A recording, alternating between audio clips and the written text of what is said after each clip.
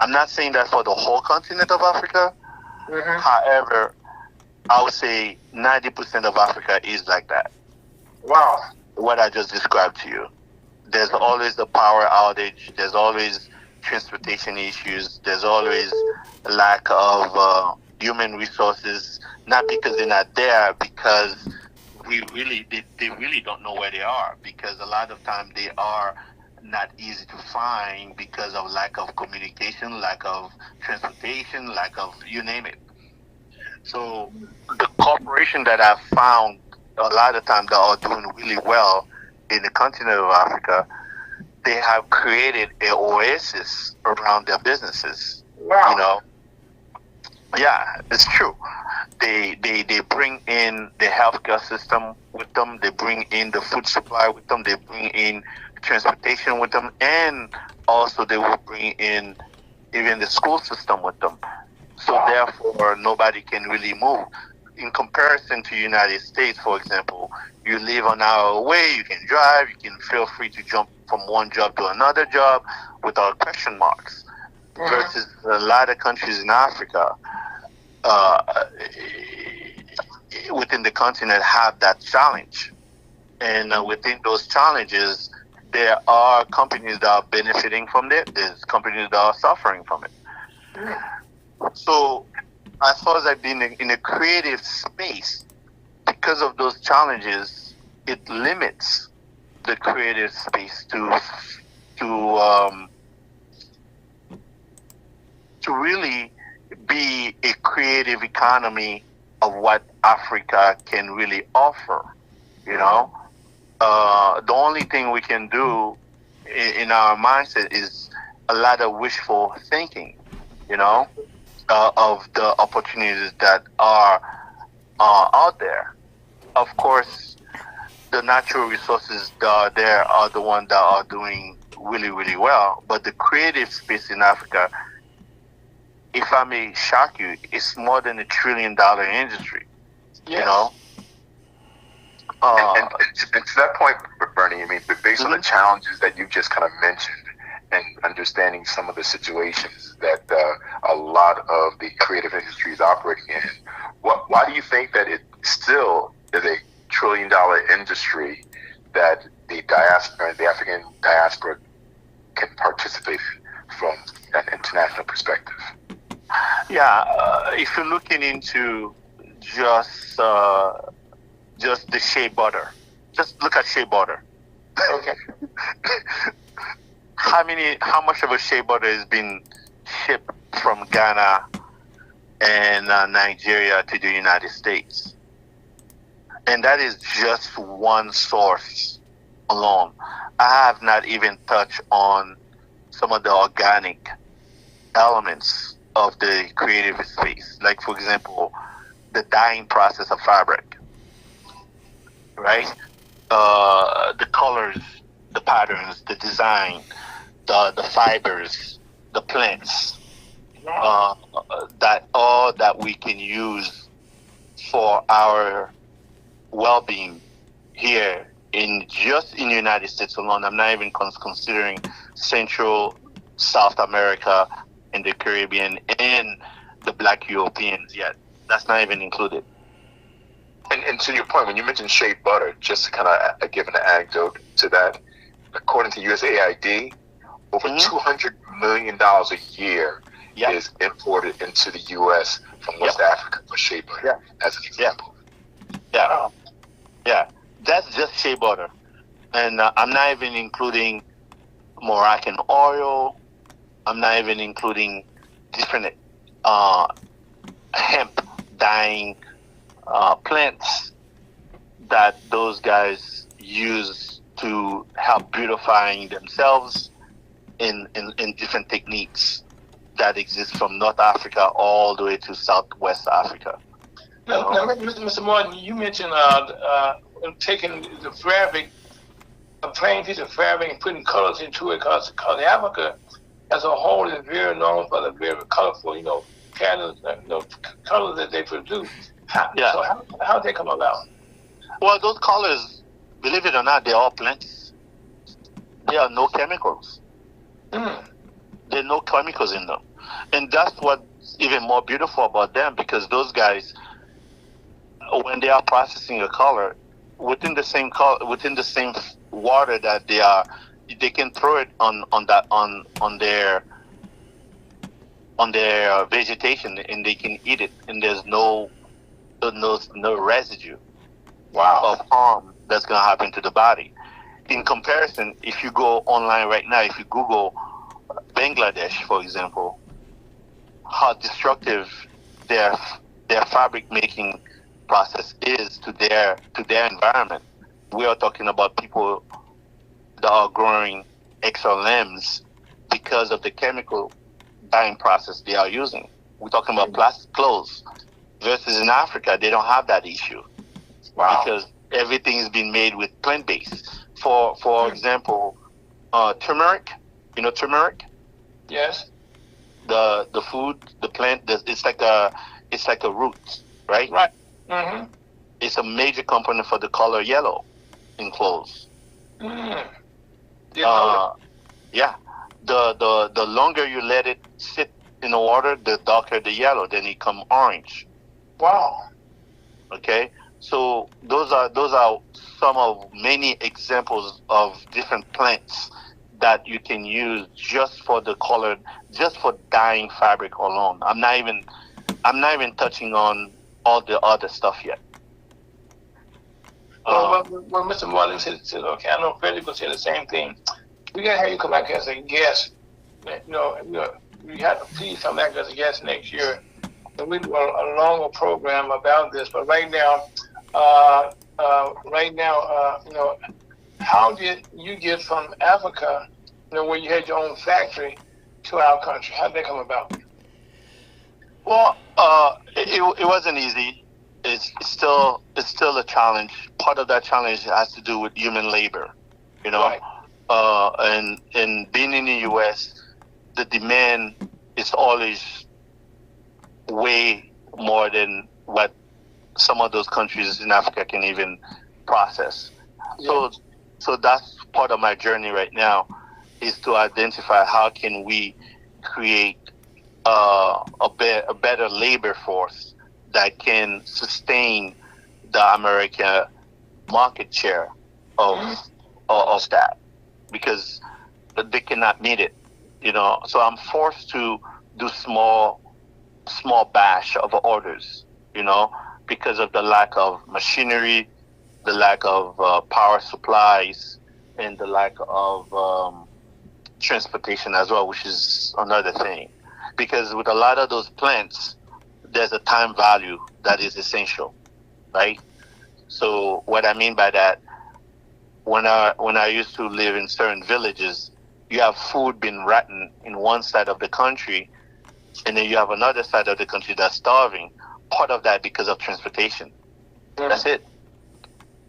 Not that because they don't have the food, they have the food, but the transportation system, whether if it is lack of road or lack of cars, doesn't matter, or lack of fuel, then therefore it cannot end up to the destination for it as a whole. However, us as entrepreneurs, we can come up with a better solution.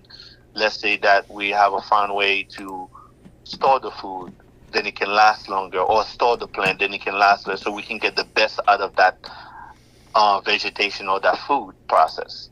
Let me ask you this question, Mr. Moore. So now, in Indiana, do you have your own resources there to create your own material? No, unfortunately, Indiana is not one of those places, but I do get the fabric from other places to make clothes here in Indiana. Yes, we do work with different manufacturers all over the world to get the best fashion that I can. So we do purchase fabric from Africa, different places in Africa, in order to make the clothes in various places as well. Like right now we're making clothes in Paris, we're making clothes in Southeast Asia, and now we are in communication with different places in North Africa to make clothes. Yes. But part of that bigger problem is definitely the logistical stuff is the biggest challenge. Mm. And I just may I just interject. I mean, one of the things that I think is when we say challenges, I want people to listen and think of those are opportunities. As something Exactly, that they are. Bernie mentioned, if we think of creative ways of dealing with certain issues, I mean, because I'm going to say something that people are going to say, wow, they didn't think about this. As Bernie had mentioned, that some of the infrastructure when it comes to roads, some of the supplies aren't getting Exactly. places. But there is a strong move afoot, okay, to use drone technology, and I repeat that, drone technology as ways of helping the logistic chain, moving things around the country without having to have an infrastructure, but the ability to fly drones. These are some of the creative things that people are exploring to say, how can we expedite and solve some of the issues? Because where there are challenges, there are opportunities. So I just want to kind of... Yes. Definitely. And that's where where the National Black Chamber of Commerce of every regional groups can literally unite ourselves and brainstorm and decide internally what area we really want to start a building mechanism that can create a power dynamics that can brainstorm into facing some of those challenges one by one, in which where those issues can be tackled by holding hands together, you know? So, for example, if it is transportation, if it is road, okay, let's all go in and start with the road. And then with the road, therefore, next thing you know, the cars will come. And the next thing you know, the vegetation can be transported easier and faster. And then from there, and so on and so on. Yeah, definitely. Those challenges are not definitely. I agree with Fred 100%. There are tremendous opportunities that do exist for us within the National Black Chamber, if not the African diaspora, or us here in the U.S. I agree. As I listen to you describe some of the opportunities, okay, that have got in your way, and you'll build an industry as you're going, because as you resolve these issues, okay, as Fred just said, then you're also creating more opportunities, okay, to involve more people in your business, and that's where right now, Mr. Morton, I'd like to invite you to we have a conference here in St. Louis in April of next year. Now, in St. Louis, Missouri, we have over some corporate companies around the world, but we have also other resources for agriculture and stuff like that in our state. And so, in a workshop here, okay, I can see it'd be unlimited, okay. People's brain would light up, okay, to hear you talk, okay, because the state is got a lot of resources that's been untapped. And especially when blacks themselves can come in here and try to figure out opportunities to create new business and grow their business. Yeah. Another one that distribution channels. The United States is big enough where distribution channel can be conquered. Florida, New York, the Midwest, and the West Coast and Southern states. So just that alone, yes, it just overwhelmingly plan of success of what we can achieve. Yes, you know, and those things, because at the end of the day, a lot of those products, as I mentioned earlier, they are just getting rotten in the African continent. That's nice. They're just rotten.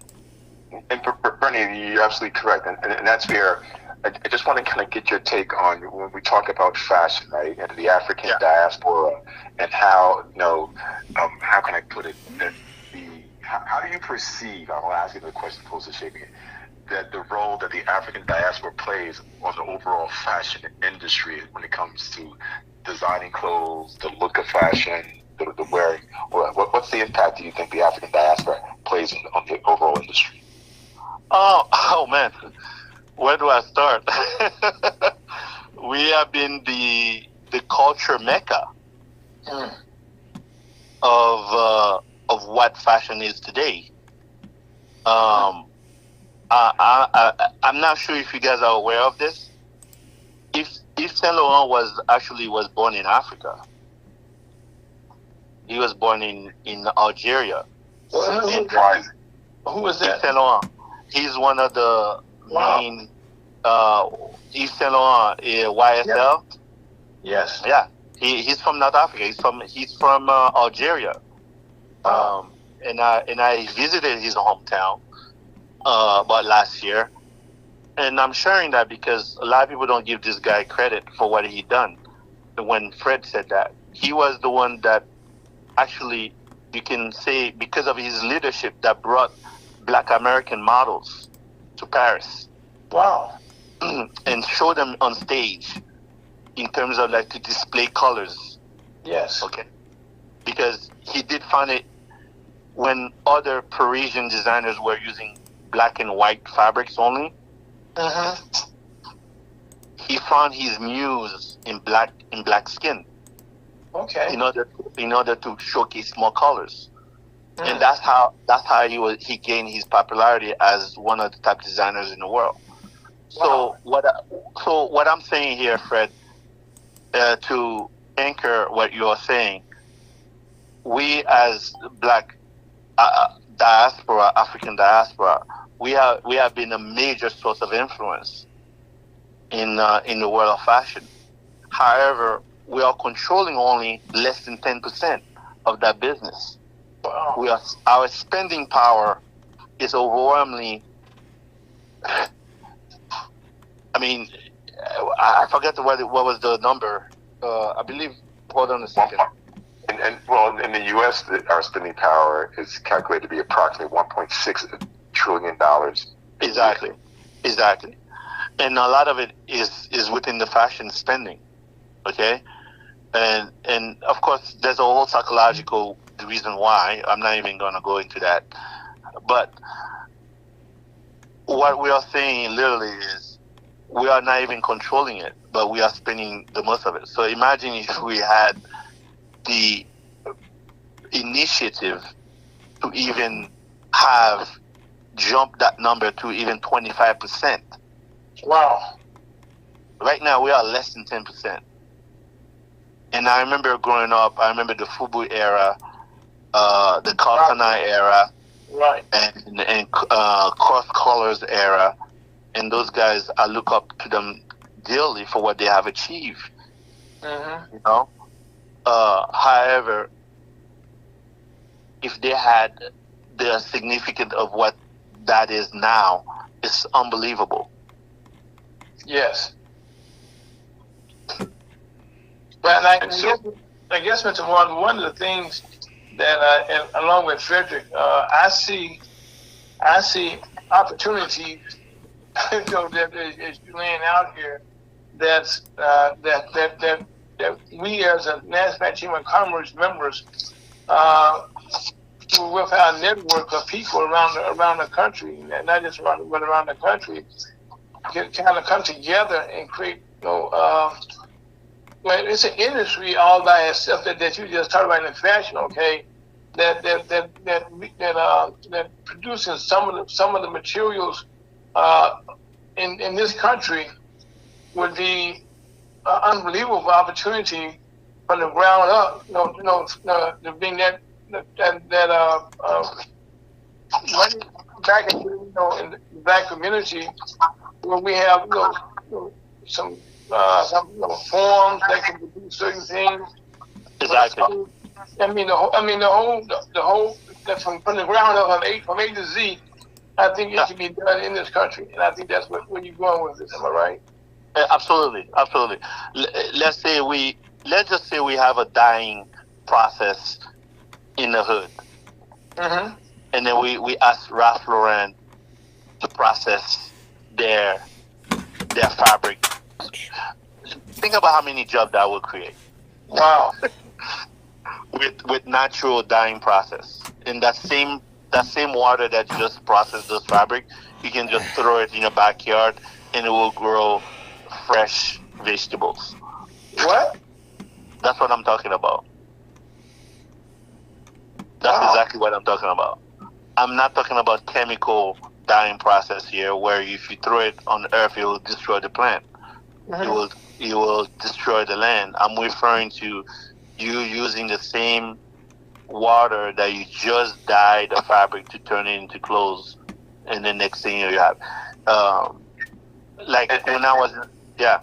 Go ahead, Bernie. Finish that. No, what I was gonna say, when I was in Morocco, the further you go into deep in the rural area, 90% of those clothes are made out of non-chemical dyeing process. The indigo, the blue that you saw, that's made out of indigo. All the yellow, yeah. And that's where I was going to interject. I mean, basically, it sounds like that the agribusiness opportunities is not only in producing, I would say, food products, but is also being able to use natural assets to basically grow the products that are needed to manufacture clothing. Because you mentioned earlier about certain fabrics. I think you mentioned hemp, right? Yeah, exactly. Can you expand upon that a little bit, to saying, what are the opportunities that might be in that supply chain for business owners internationally to basically kind of take that opportunity to the next level? Hemp is another great fiber that you can also use that can replace cotton. Wow. Yeah, you can make hemp fabric, and that right there is an agricultural mean for different communities. Average growers and so on, that can make clothes out of hemp as well. George Washington was a big hemp grower.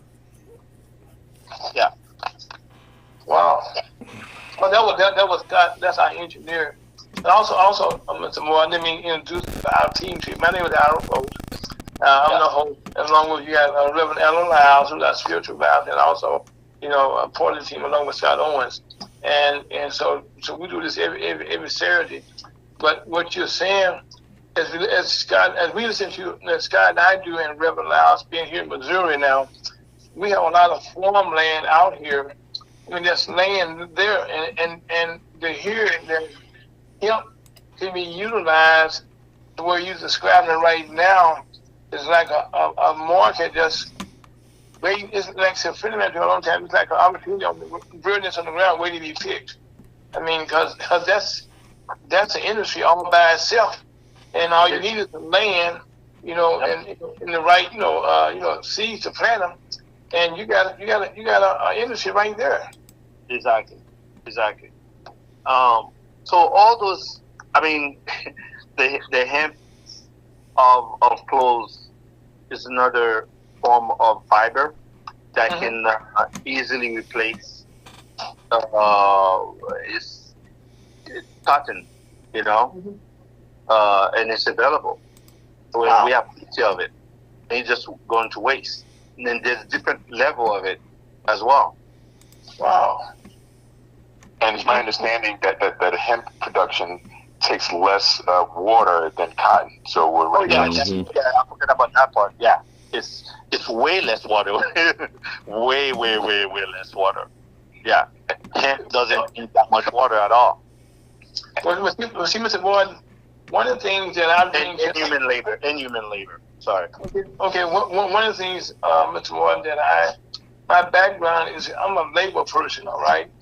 And as I hear you talk, okay, I see all type of excellent jobs, long-term jobs, because right now, if hemp can become, and we don't use hemp, too much for anything in this country, like, we don't hear about it being utilized as a fabric, okay.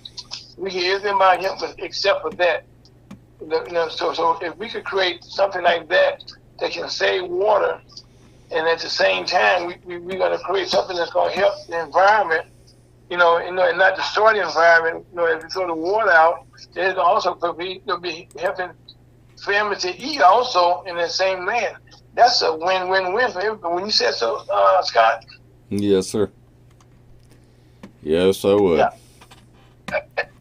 And see, and that's where I think it goes to when we talk about doing business internationally. Some of the challenges that are faced in other communities creates an opportunity for us to kind of be creative, think outside the box, and say, how can we solve the problem, utilize the issues that are in the environment, but also to economically empower people to participate. And that's where I think the creative economy, like we think of fashion. Yeah, there's a lot of components of that are new to people. As Mr. Martin has explained to us, having natural dyes, natural fibers, and then addressing some of the concerns. I think it's amazing. And so with that, Mr. Martin, may I call you Bernie again, my good friend? Yeah. I know we've talked about sometimes the different legislations that's out there, right? And one thing that I was trying to make sure that we make mention of in this conversation talks about doing business in Africa and maybe exporting from Africa to the U.S. What are your thoughts on the African Growth and Opportunity Act that most people refer to as AGOA? Definitely. It certainly helps. It definitely gives us an opportunity of a lifetime to do business in Africa, because part of our mental understanding of what's going on in Africa is often fall on deaf ears, Yeah. and that's where I think our organization can definitely take those opportunities in hands and harness them and help distribute them to the African diaspora. And I think we ought to be the leaders of those opportunities, and because of our connection and our resources and our values. Yeah. With that being said, AGOA is a great opportunity. As I mentioned earlier, we are not taking full advantage of it. However, others do, and part of it has to do with our mental focus on what we let ourselves challenged by what we see on TV, and not going out there and see it for ourselves. Bernie, if I would say so, you and I will be having a conversation.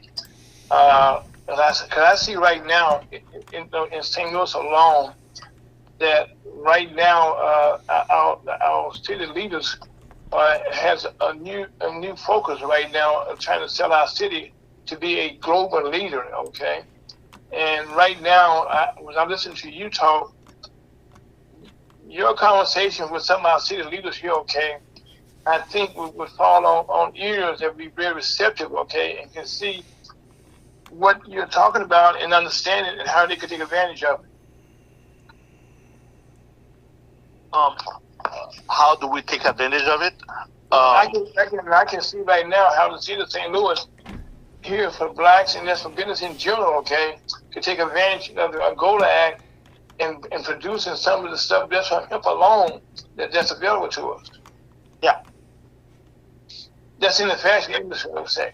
But really, right now, you're describing the foundation of the fashion industry. And not just for the industry, okay, but for clothes, period, in our country. Definitely.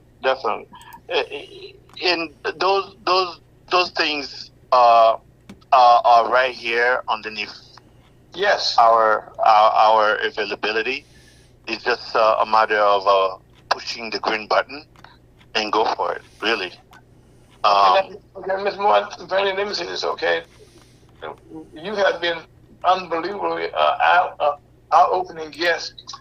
And forget time is always something we can't control all the time, but can you give us an idea now about you as a fashion designer, some of the things that you have designed and some about I know on the fashion shows, on your runways, to be there, that takes a lot to get you there. So let's talk a little bit about how a person will get to the runway and then will be a fashion designer.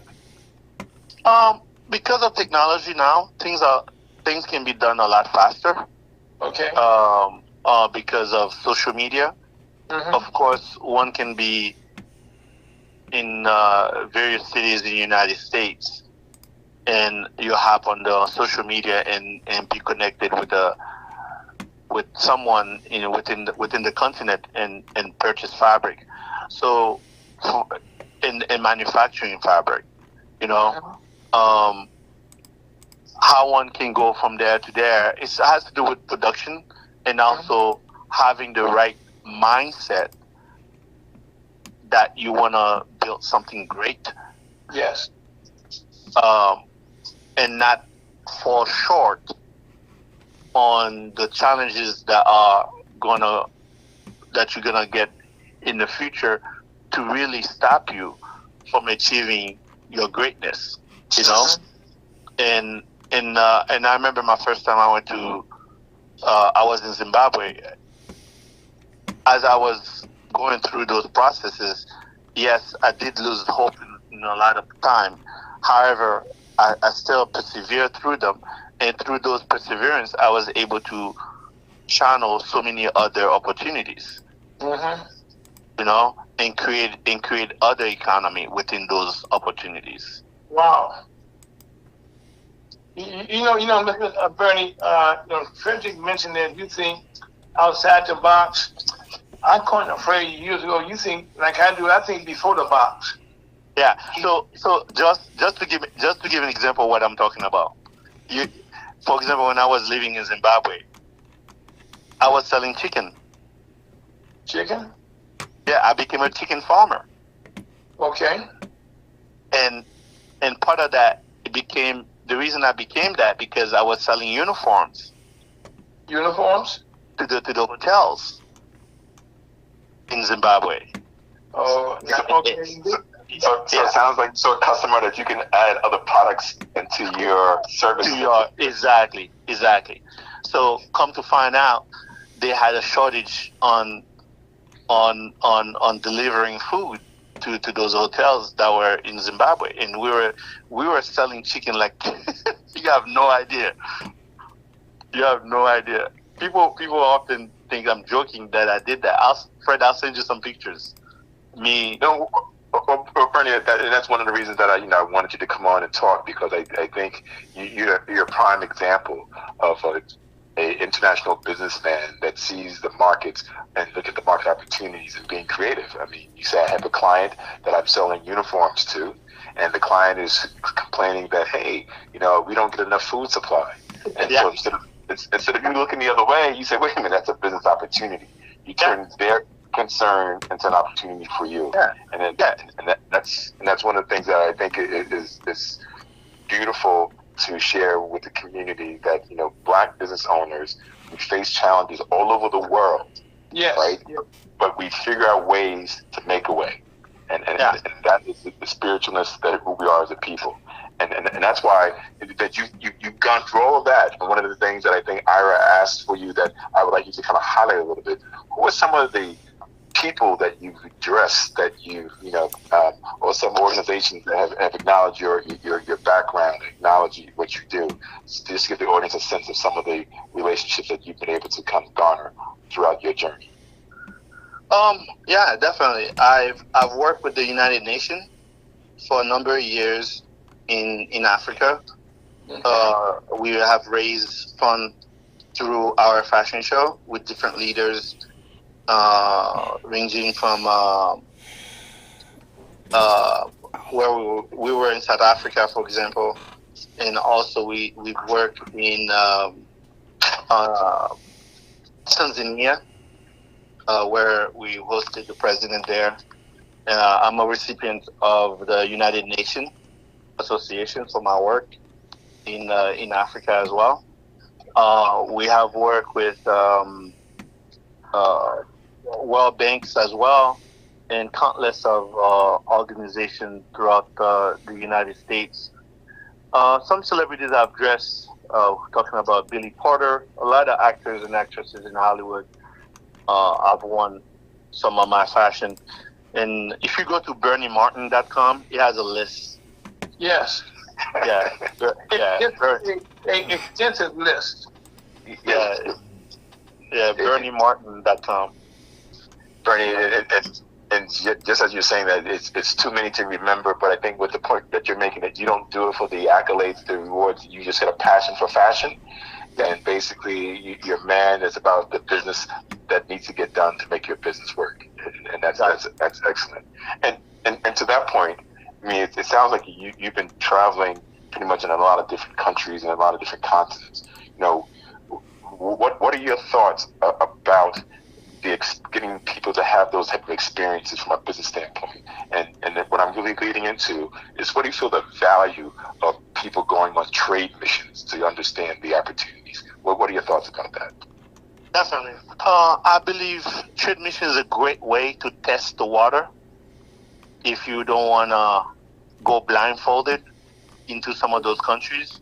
It's a great way to harness the understanding of the cultural dynamics that do exist within the continent of Africa. Because one thing for sure, you can literally cross one river in Africa and you find yourself in a different world.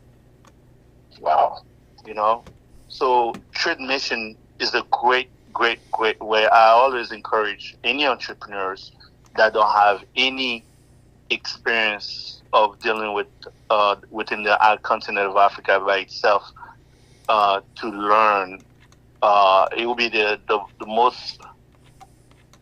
It will be an exclusive experience, but at the same time, it will give you an abundance of information that you probably will save yourself a lot.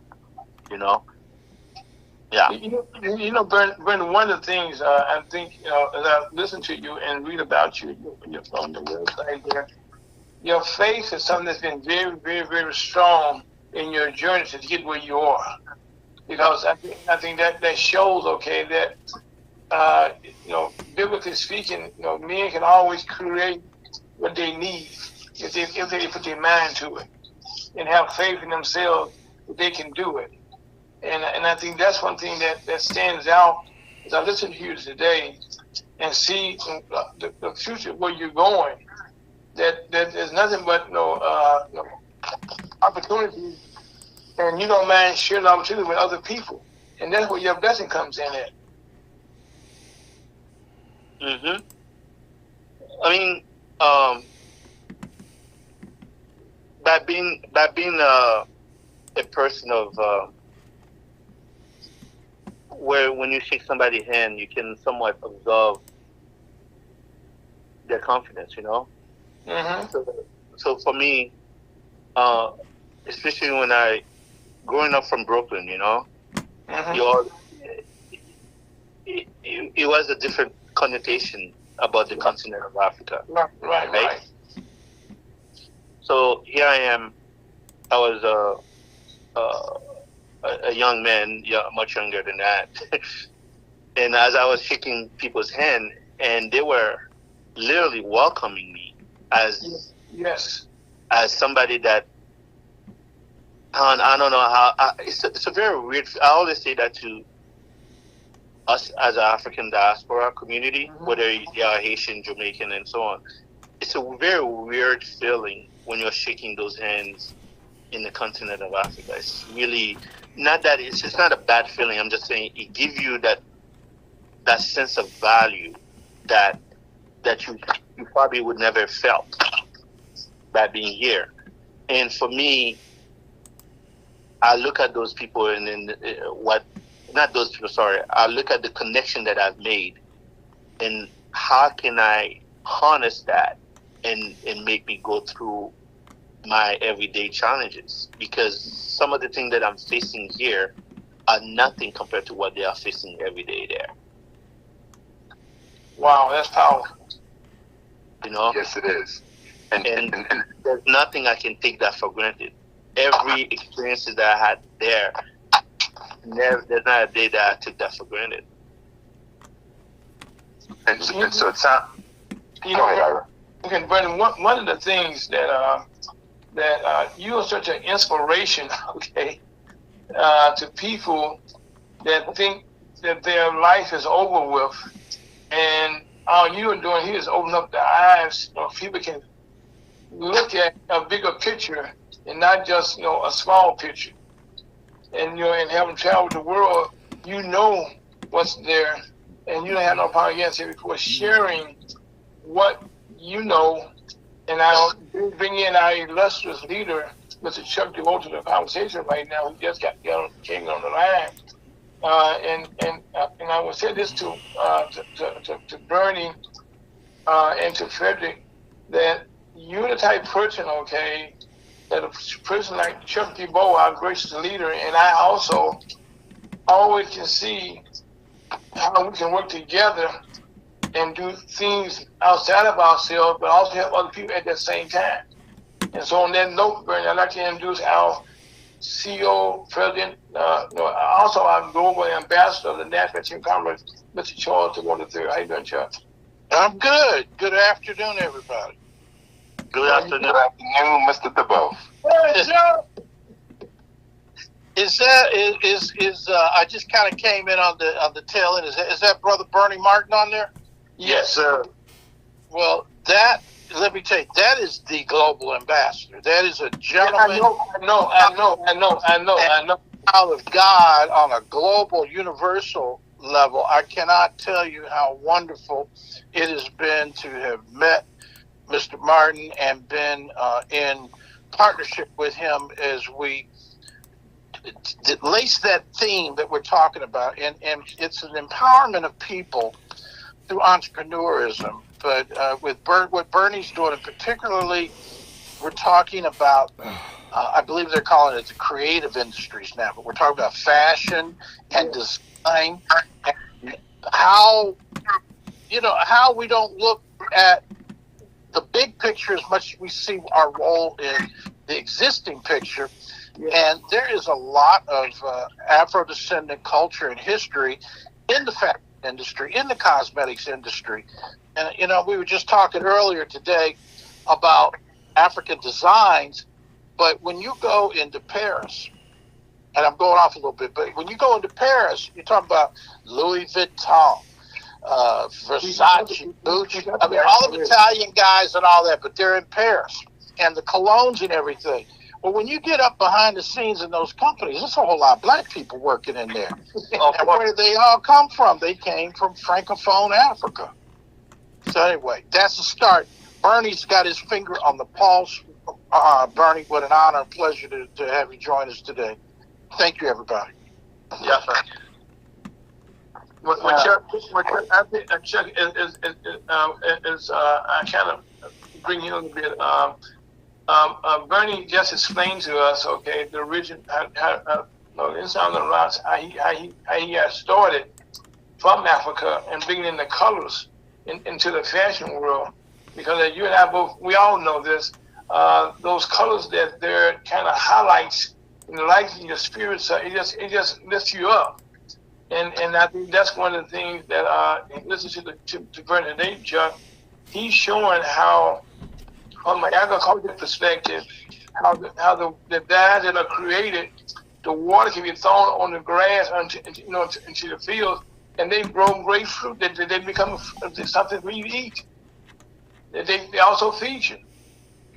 And so he's thinking beyond just the fashion, that's the cloth itself.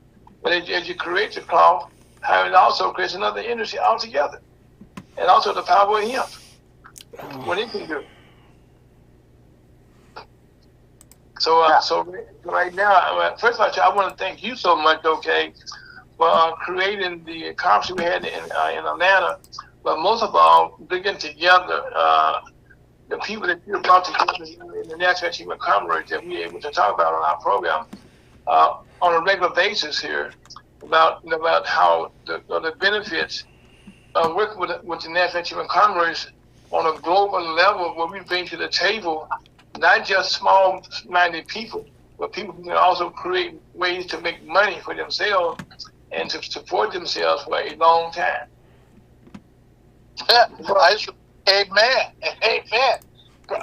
Brother Ira, you've got some of the best people in the world right here with us on this call today. I know. Anderson has Covine, and he's got an eye for talent. And when he captures and sees Brother Bernie Martin, Bernie is just a consummate entrepreneur. Those fashions that you saw at the conference and the fashion show, that was all Bernie. Bernie brought those people together. Bernie's got people that following him. Those were African designers that were based in America. They're African designs, but they're made in America with African materials. Right.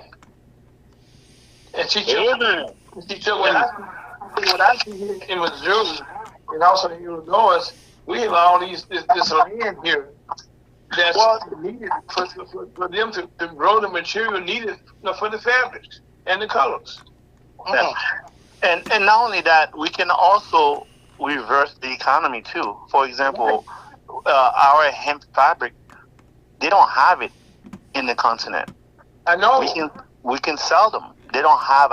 Not only they don't have access to it, they don't even have a large quantity of it. Most of them they are using 10 meters fabric at a time.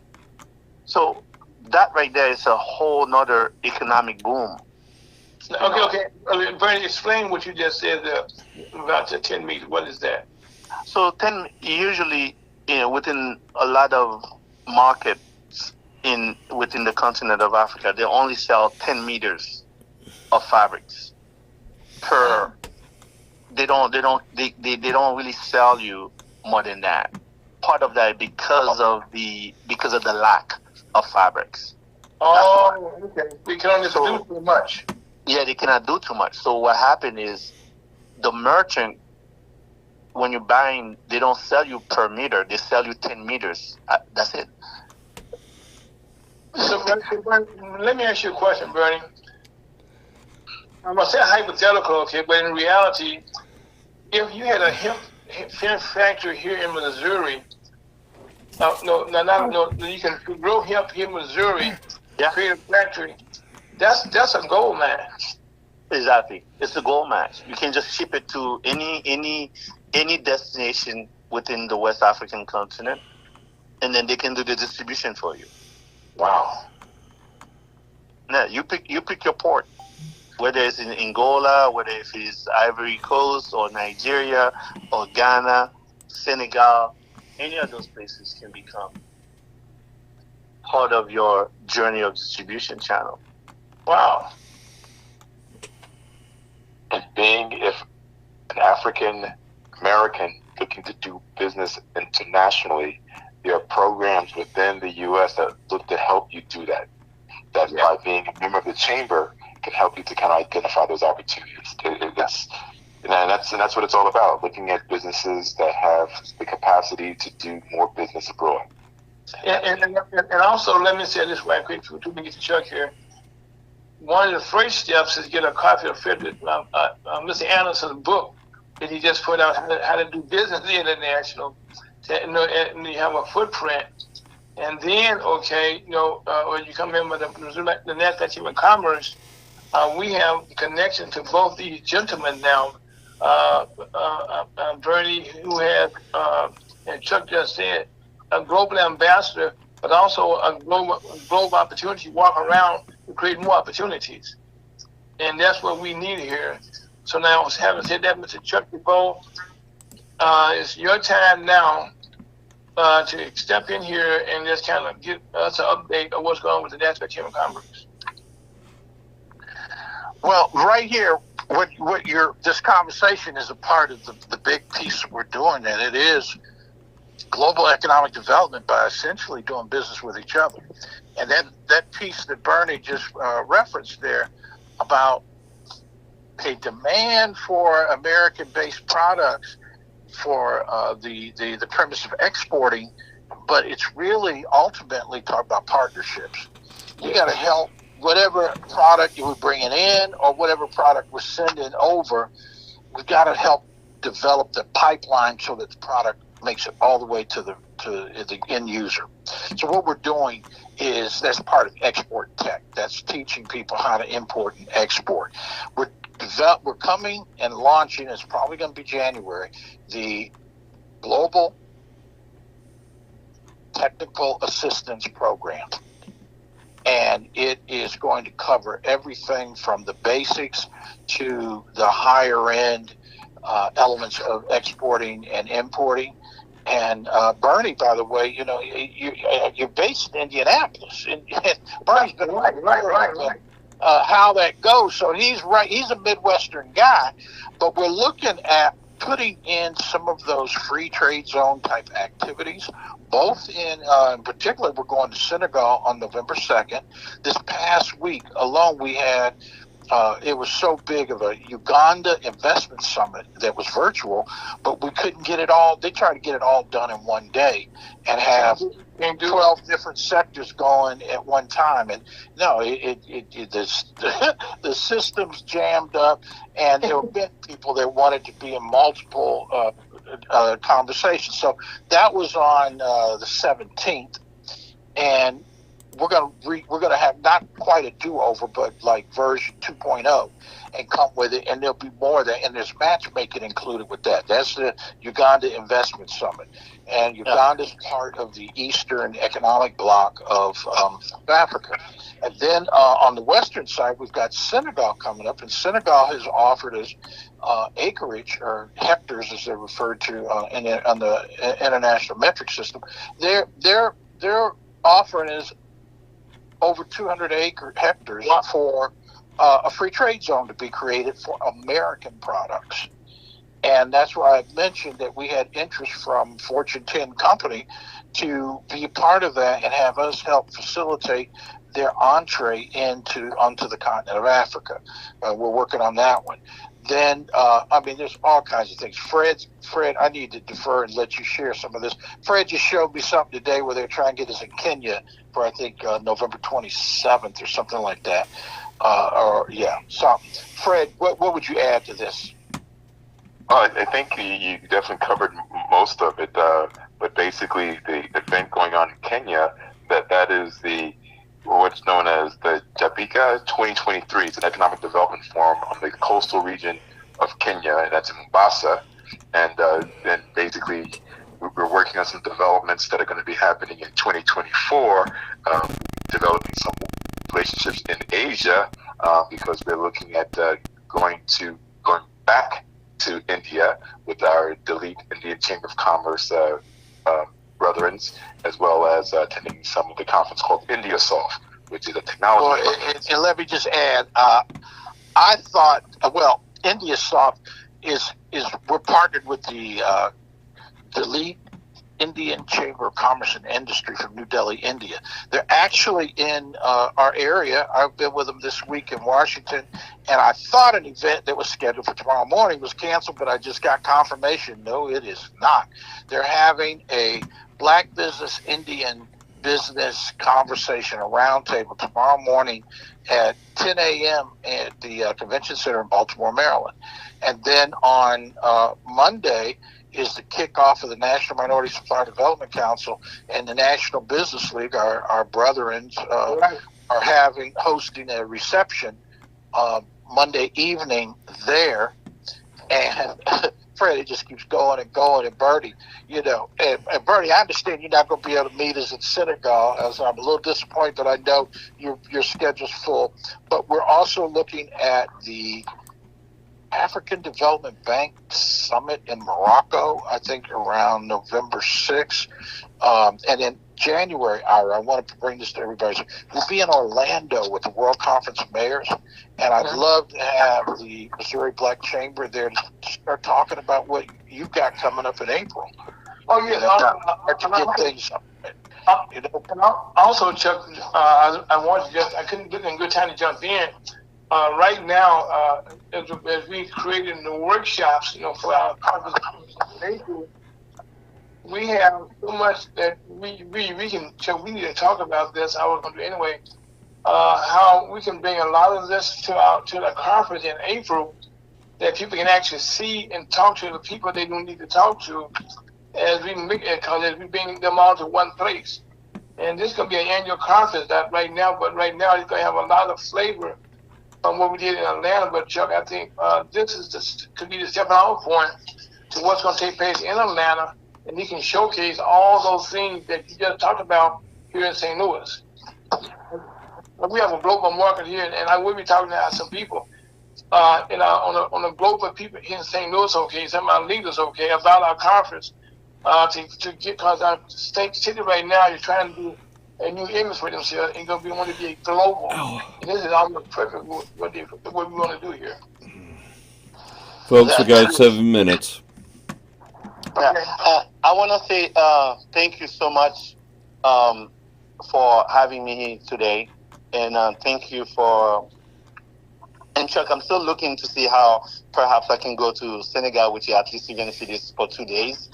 I'm looking at the schedule to see how that can fit in. Another one I want to share with you is that since our venture in Morocco, we have had young black men investing into the Moroccan beauty industry. Wow. And now that company is now registered in Indiana, ready to trade. All the samples have been made and the marketing packages have been made. And now he placing orders to come into the country with it. So what I'm saying here, all that was done through the leadership of Chuck last year when he sent me to Morocco last year. Wow. You know, if you want evidence of what could happen, I'm not sure how else I can express to you not only my gratitude, but at the same time my openness to some of the things that you guys have done. And I know there can be much more that can be done. You know, all we have to do is just keep the channel of communication going. And Chuck, I owe you that website. We wanted that website to be completed for you to see the evidence of what you have accomplished with me here. Well, keep going. We'll bring them all the way in. But Bernie, this is a testament of your heart, your belief in the power of mankind and the trust of people that maybe we don't know, that maybe are in a different culture. You told me about Morocco, and I told you, I don't know, Bernie, I'm not sure. But if you feel it, let's go for it, because I know, see, and right now, more than ever, Morocco's right there in the center of what is exploding out of the Middle East between Palestine and Israel. And Morocco has always been that border gateway trading partner for everybody in the world. They kind of have to play a little bit of a neutral role in this. And if you're good with Morocco, you're usually good with a whole lot of other people that maybe you won't speak directly to. That's always an important trading partner to understand in the history of mankind. Always has been that way. Yes. Awesome. Thank you so much, everybody. I have to get out of here for another meeting. But thank you so much for this. Chuck, I owe you those emails, and I'll send it to you, okay? Okay. I'll do Thank you, Bernie Martin. Appreciate you joining us. Thank you, Bernie. And also, Frederick, you know, every Saturday, this is when Chuck comes and just relaxes and enlighten the whole world, okay, about the thing that the NASDAQ Team of Commerce is doing. And, you know, it's just always amazing what we find out every Saturday that just blows our mind. And I'm looking forward now as we work on our conference that we have coming up, how we're going to just highlight and showcase what the NASDAQ Team of Commerce can do to help your business and your family to create wealth for a lifetime. Yeah, man. All because of the vision that you have, Frederick, and also that Chuck has, and that all of us have this on the telephone here. How we can be all this to reality, and that's the beauty, okay, of the NASDAQ Team of Commerce. We always say there's hope, okay. If you want to do it, there's a way to do it, right, Chuck?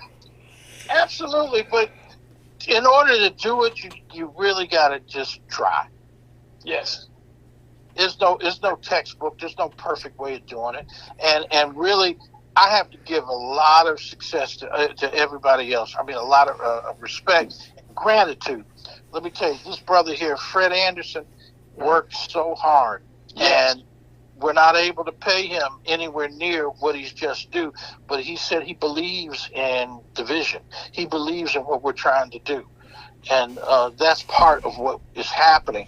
And a guy like Bernie, somebody like that, Bernie, man, he's one of those people that you have to give him respectful time, not just, oh yeah, in the middle of okay, Bernie. No, he's got very significant business opportunities and deals that you have to take a moment and listen and hear that stuff out and figure it. And what he's saying there about what has come out of that is incredible. Right now, those same young people that he's talking about in Morocco, man, let's hope they're not over there on the border looking to get involved with Islamic extremists to do something that, I mean, I don't have the religious opinion, but they could be possibly doing more for their interest by building their business, by having their own economic empowerment, and then being able to choose and pick where they go and what they do and how and they win. We're all subjected to things we don't control from the political aspect. Yes. Well, Chuck, I think you said a mouthful there, but right now you got another. But you always going to invite. It almost started a whole nother show on that one, because that's really what we should talk about. First of all, I want to thank Frederick, for these great shows that we have created about our brothers, from the diaspora, and opportunities that are here. Just reach out and give them, and the gateway to them. Guess what? Through the National Chamber of Commerce. Yes, it is. It's like-minded professionals coming together under one flag banner. The National Black Chamber of Commerce is helping us to make our Black communities and our Black African diaspora a better place to be. And on that note, my name is Ira, folks. That was Frederick Anderson. That's Chuck DeGlow, our CEO of the National Chamber of Commerce. Scott Owens, and also Reverend Elder Alden Lowndes, and my name is Ira.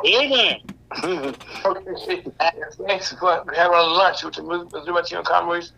On that note, life is good and have a beautiful day. And also, please wear your face mask. We talk to you again next week. We'll have another great guest. So please stay safe. Love you. Life is good.